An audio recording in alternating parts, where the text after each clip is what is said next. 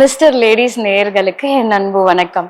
Doctor வைதீபா, அரசு யோகா மற்றும் இயற்கை மருத்துவ கல்லூரி மற்றும் மருத்துவமனை. இன்னைக்கு பார்க்க போற டாபிக் என்ன அப்படின்னு கேட்டீங்கன்னா, மலச்சிக்கல் பத்தி தாங்க. இந்த மலச்சிக்கல் பத்தி ஒவ்வொரு நோய் பத்தி பேசும் போதும் இதை பத்தி பேசாம இருந்ததே இல்லை.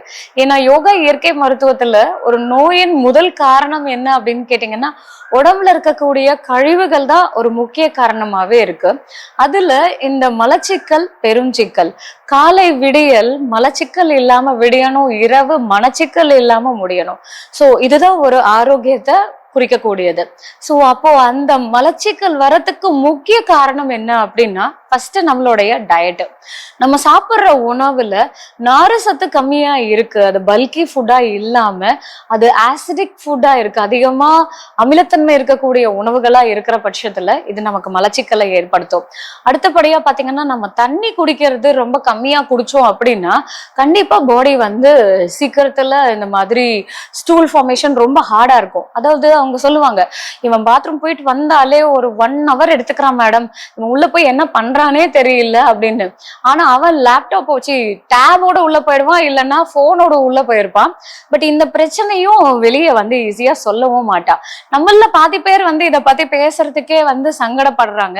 அதை பத்தி கேட்டாலும் ஐயோ இதெல்லாம் கேக்குறாங்களே அப்படின்னு. ஆனா கண்டிப்பா இதை பத்தி தெரிஞ்சுக்கணுங்க. இது குழந்தைங்கள்ல இருந்து பெரியவங்க வரைக்கும் இந்த விஷயம் சரியானா நமக்கு பாதி நோய்களை தவிர்த்திடலாம். ஏன்னா மலச்சிக்கல் நோயின் தாய். இந்த ஒரு விஷயம் வந்துட்டா போதும், மத்த எல்லா கண்டிஷனும் ரொம்ப ஈஸியாவே வந்துடும். நீங்க ஒருத்தர் ஒரு மரணப்படுக்கையில இருக்காங்க அப்படின்னா அவங்களுடைய கடைசி சிம்டம் என்னன்னா, அவங்க மோஷனே போக மாட்டாங்க.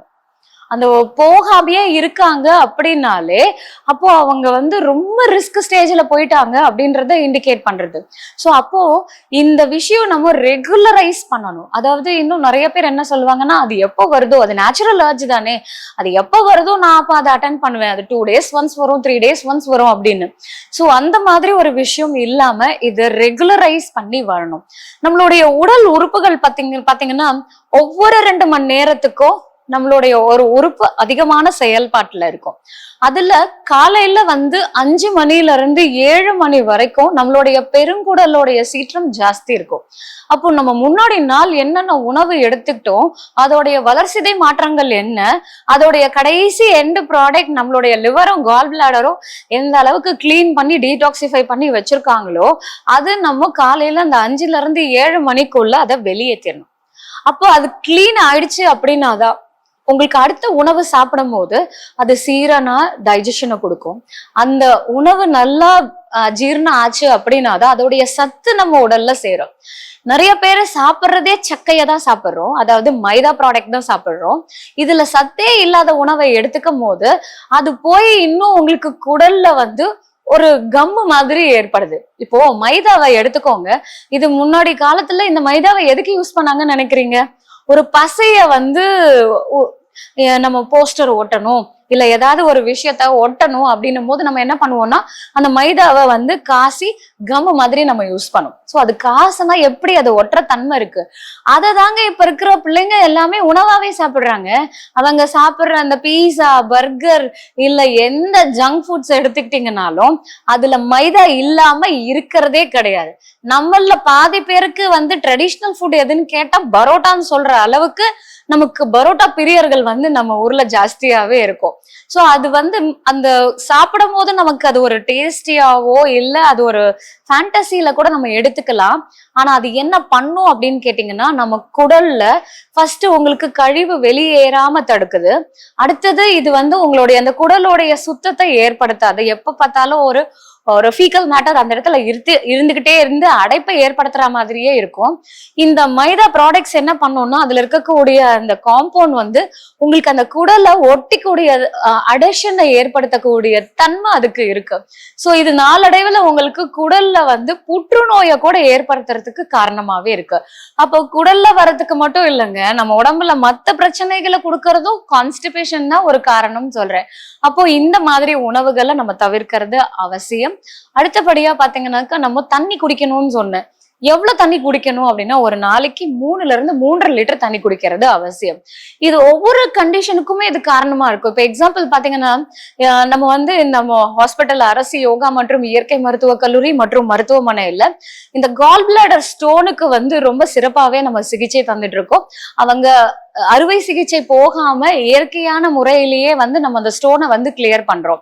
சோ அதுல நம்ம பாக்குற கேசஸ் கிட்டத்தட்ட ஒரு நாளைக்கு 500 பேஷண்ட்ஸ் இங்க வராங்க அப்படின்னா அதுல ஒரு 25-30 கேஸ் இந்த கால் ஸ்டோனுக்காகவே வராங்க. இவங்க ஐபில தங்கி இருந்து பார்க்கும் போது அவங்கள நாங்க மானிட்டர் பண்ணதுல 2 விதமான கேட்டகரியை நாங்க பாக்குறோம். என்ன அப்படின்னு பாத்தீங்கன்னா இதுல பாதி பேர் கான்ஸ்டிபேட்டடா இருக்காங்க. அவங்களுக்கு அந்த மலச்சிக்கல் ஈவன் நாங்க எனிமா கொடுத்து அவங்க இந்த மாதிரி ஃப்ரூட் டயட்ல இருந்து அவங்களுக்கு லகு சங்க பிரக்ஷலனா அப்படின்ற சிகிச்சையை கொடுத்து இன்னும் அவங்களுக்கு பாத்தீங்கன்னா கோலோன் ஹைட்ரோதெரப்பி கொடுக்குற அளவுக்கு போனா கூட மலச்சிக்கல் சரியாகல. சோ அப்போ அவங்களுக்கு அந்த ஸ்டோன் வெளியே வர்றது ரொம்ப சிரமமாவே இருக்கு. அப்போ அவங்க பாடி எந்த அளவுக்கு அந்த பவல் மூவ்மெண்ட் இல்லாம ட்ரைனஸ் எவ்வளவு இருக்கு அப்படின்றத பாருங்க. சோ இப்ப அந்த லைஃப் ஸ்டைல் அவங்கள பாத்தீங்கன்னா செம்ம ஸ்ட்ரெஸ்ல இருக்காங்க. அவங்க வாட்டர் எவ்வளவு குடிச்சாலும் அது உடம்பு அக்செப்ட் பண்ணிக்கவே இல்லை. ஒண்ணு யூரின் மூலயமா போயிடுது, இல்ல அந்த பாடி ஹீட் அவ்வளோ இருக்கு. சோ இதை நாங்க ஃபர்ஸ்ட் அவங்களுக்கு அந்த மலச்சிக்கலை நீக்கிறதுக்கு ஒரு சில புரோட்டோகால்ஸை ஃபாலோ பண்ணி அதுக்கப்புறமா தான் அவங்களுக்கு ஸ்டோனை வெளியே கொண்டு வர்றதுக்கான சிகிச்சையை நம்ம கொடுத்துட்டு இருக்கோம். இந்த மலச்சிக்கலுக்கு அப்படி என்னன்னா ட்ரீட்மெண்ட் இருக்கு நீங்க கேட்டீங்கன்னா எனிமா அப்படின்ற ஒரு சிகிச்சை இருக்கு. இது நம்மளுடைய குடலை சுத்தம் செய்யக்கூடியது.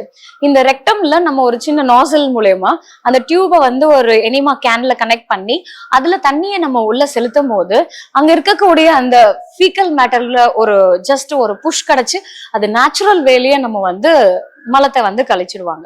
இதே பாத்தீங்கன்னாக்கா லகு சங்க பிரக்ஷலனா அப்படின்னு இது ஒரு கிரிய யோகம். இதை நம்ம ஒரு 6 கிளாஸ் தண்ணி வெந்நீர்ல கொஞ்சம் உப்பு கலந்து அவங்களை 6 கிளாஸ் குடிக்க சொல்லி அவங்களுக்கு ஒரு சீரீஸ் ஆஃப் ஆசனாஸா சொல்லி கொடுப்போம். அதை கண்டினியூஸா அவங்க பண்ணும் போது நேச்சுரலாவே அவங்க வயிறு நல்லா, அதாவது வாயில இருந்து ஆசன வாய் வரைக்கும் சுத்தம் செய்யக்கூடிய ஒரு கிரியா யோகம், நேச்சுரலான ஒரு எனிமா அப்படின்னு சொல்லி பாத்தீங்கன்னா இந்த கிரியா மூலயமா அவங்களுடைய குடல் சுத்தமாகும். இது கூட பாத்தீங்கன்னாக்கா நம்ம இடுப்பு குளியல் அப்படின்ற ஒரு சிகிச்சையை கொடுக்குறோம்.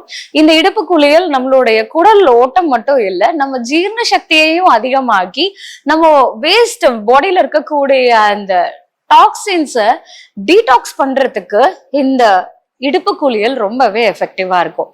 அடுத்த முக்கியமான சிகிச்சை எதுன்னு கேட்டீங்கன்னா மண் குளியல். இதை பேக்கா நம்ம வயிறுல போடுவோம்.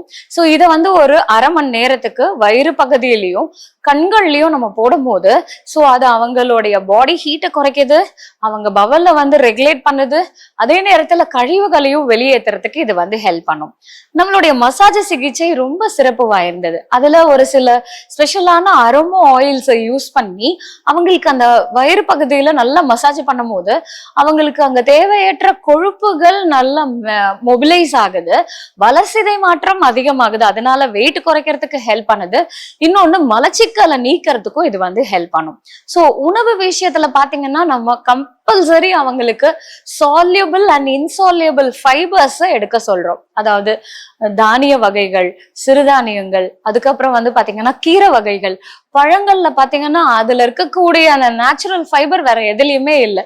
சோ இந்த மாதிரி உணவுகளை அதிகமா எடுத்துக்க சொல்லி அவங்களுடைய லைஃப் ஸ்டைல மாத்தும் போது இதனால மத்த பிரச்சனைகளும் சேர்த்து சரியாகிறத கண்கூடா பாக்குறோம்.